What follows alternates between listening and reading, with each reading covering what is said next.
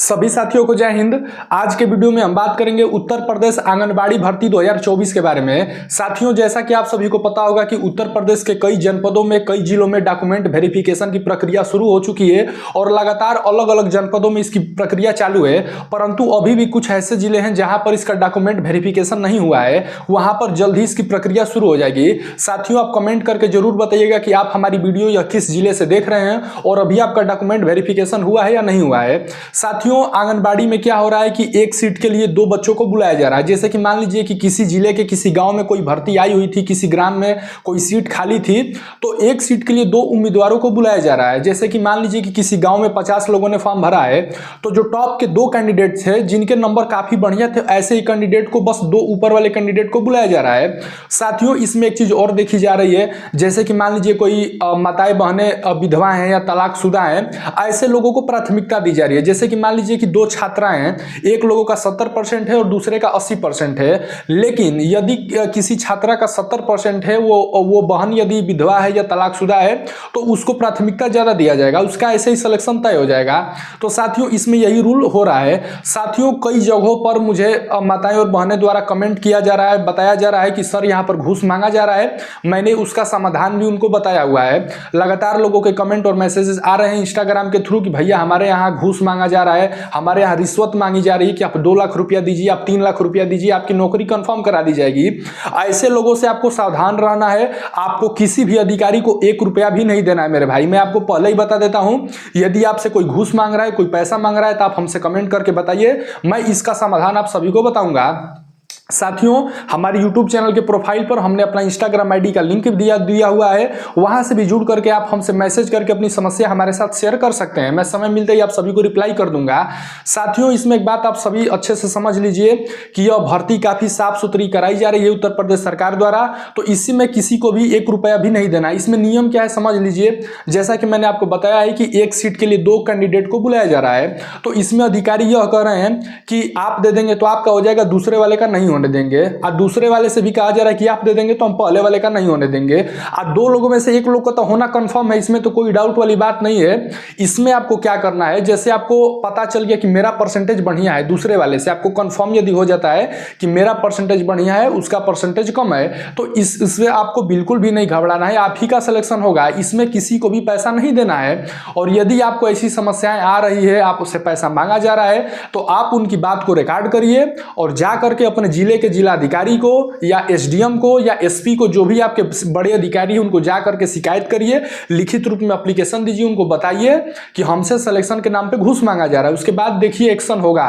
जो भी अधिकारी आपसे घूस मांग रहा है वो सस्पेंड भी हो सकता है। तो मैं आप सभी से यही कहूंगा कि किसी को पैसा मत दीजिए। अब आपको डॉक्यूमेंट वेरिफिकेशन कैसे हो रहा है इसके बारे में मैं आप सभी को बता देता हूं। तो देखिए, इसमें फोन करके बुलाया जा रहा है 1 बाय 1 जिसका सिलेक्शन हो रहा है। डिस्ट्रिक्ट का साथियों एक पोर्टल बना हुआ है, वहीं पर आपको आपकी मेरिट लिस्ट दिख जाएगी कि आपका सिलेक्शन हुआ है कि नहीं हुआ है।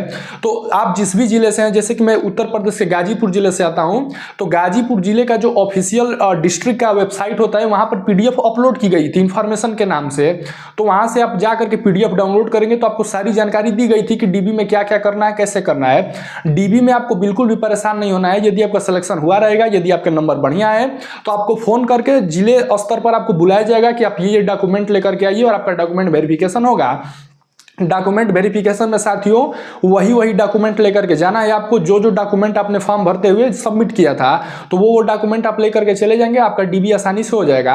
आपको डीबी कराने चुपचाप जाना है और डीबी करा करके अपने घर आ जाना है। बीच में किसी भी दलालों के, किसी भी आदमी के चक्कर में नहीं पड़ना है, क्योंकि वो आपसे पैसा ले लेगा, आपका सिलेक्शन नहीं कराएगा। इस बात को आप गांठ बांध दीजिए। यदि आपका नंबर बढ़िया रहेगा तो आपका ऑटोमेटिक 100% सिलेक्शन हो जाएगा। तो साथियों, ये और आप पूरी प्रक्रिया के बाद जो कि मैंने आपको समझाया है, यदि चैनल पर नए आए तो प्लीज चैनल को सब्सक्राइब कीजिएगा, इस वीडियो पे एक प्यारा सा लाइक कीजिएगा।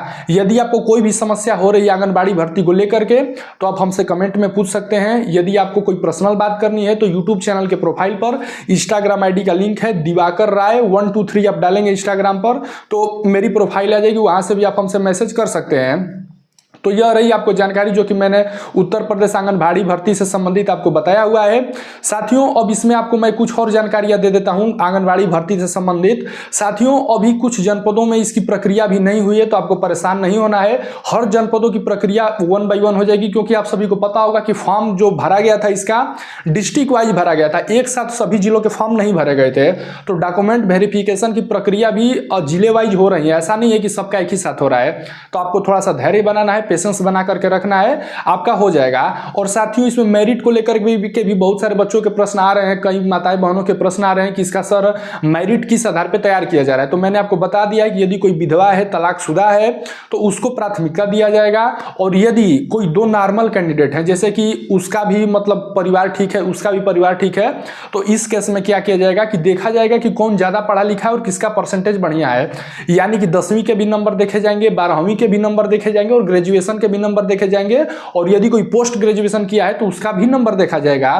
तो तीनों के नंबर देखे जाएंगे, चारों जो कोर्स आपने किया है, 10th 12th graduation and post graduation, इन चारों को मिला करके आपकी फाइनल मेरिट तैयार की जाएगी। तो यदि आपके बढ़िया नंबर है, मैं आपको दोबारा बता रहा हूं, तो आपको किसी भी दलाल के चक्कर में नहीं पड़ना है। यह भर्ती काफी साफ सुथरी तरीके से कराई जा रही है। माननीय मुख्यमंत्री योगी आदित्यनाथ जी के द्वारा यह भर्ती एकदम साफ सुथरी तरीके से कराई जा रही है। तो आपको किसी भी लोगों को 1 रुपया भी नहीं देना है। यदि आपके नंबर बढ़िया है तो आपका सिलेक्शन हो जाएगा।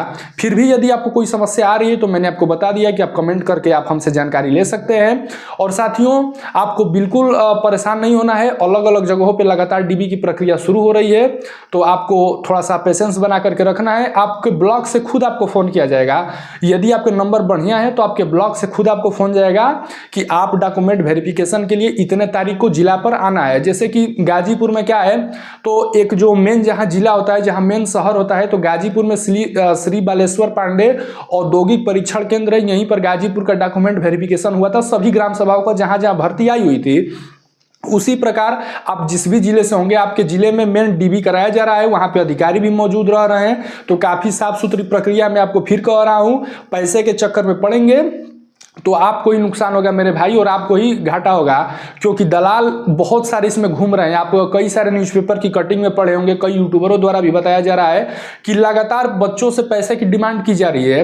मैंने आपको बता दिया है कि एक सीट पे 2 लोगों को बुलाया जा रहा है और यही कहा जा रहा है कि आप पैसा दे देंगे तो इनका सिलेक्शन नहीं होने दिया जाएगा, यदि आप दे देंगे तो इनका सिलेक्शन नहीं होने दिया जाएगा। इसी प्रकार से बच्चों को लूटा जा रहा है। और लेकिन मैं आपको फिर कहता हूं, इन दोनों में से जिसका परसेंटेज ज्यादा है उसका सिलेक्शन तो होना ही है, कोई रोक नहीं सकता है। और यदि आपको लग रहा है कि हमारे साथ अन्याय हो रहा है तो आप उनकी शिकायत जाकर के अपने जिलाधिकारी के यहाँ करिए, इस पर तत्काल प्रभाव से एक्शन लिया जाएगा। और आपको सबूत के साथ जाना है। ऐसे आप जाकर के मौखिक रूप से कहेंगे तो आपकी बातों पे कोई यकीन नहीं करेगा। आपको जो भी अधिकारी द्वारा पैसा मांगा जा रहा है उसको कॉल को रिकॉर्ड करिए, और रिकॉर्ड करने के बाद जाकर के आप उसको कंप्लेन करिए। तो साथियों यह रहा जानकारी जो कि मैंने आपको टोटली बता दिया है। और मेरिट लिस्ट कोई भी कहीं पे प्रकाशित नहीं किया जा रहा है, इसको गोपनीय रखा जा रहा है। बस आप अपने डिस्ट्रिक्ट के ऑफिशियल पोर्टल पर जाकर के वहां से आप अपनी मेरिट लिस्ट देख सकते हैं कि मेरा सिलेक्शन हुआ है कि नहीं हुआ है। तो साथियों बस इस वीडियो में इतना ही, मिलेंगे दोबारा कुछ और भी अच्छी इंफॉर्मेशन के साथ। तब तक के लिए जय हिंद, वंदे मातरम।